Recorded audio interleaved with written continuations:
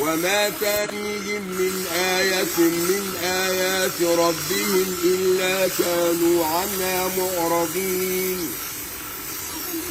وإذا قيل لهم أنفقوا مما رزقكم الله قال الذين كفروا للذين آمنوا أنطعم من لو يشاء الله أطعمه إن أنتم إلا في ضلال مبين.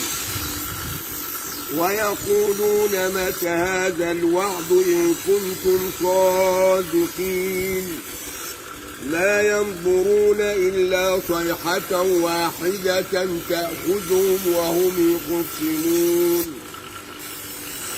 فلا يستطيعون توصية ولا إلى أهلهم يرجعون. ونفخ في الصور فإذا هم من الأجداث إلى ربهم ينسلون.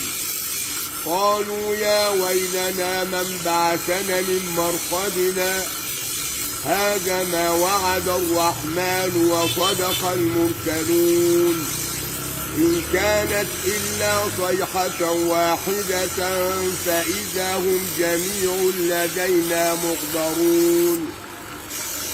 فاليوم لا تظلم نفس شيئا ولا تجزون إلا ما كنتم تعملون.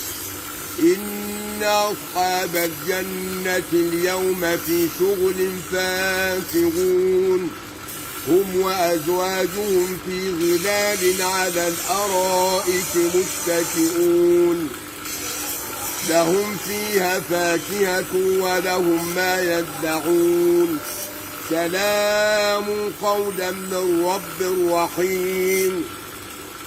وامتازوا اليوم أيها المجرمون ألم أعهد إليكم يا بني آدم ألا تعبدوا الشيطان إنه لكم عدو مبين وأن اعبدوني هذا صراط مستقيم. ولقد أضل منكم جبلا كثيرا أفلم تكونوا تعقلون.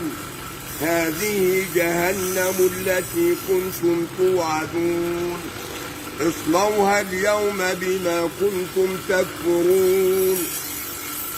اليوم نختم على أفواههم وتكلمنا أيديهم وتشهد أرجلهم بما كانوا يكسبون. ولو نشاء لطمسنا على أعينهم فاستبقوا الصراط فأنى يبصرون. ولو نشاء لمسخناهم على مكانتهم فما استطاعوا مضيا ولا يرجعون. ومن نعمره نكته في الخلق أفلا يعقلون.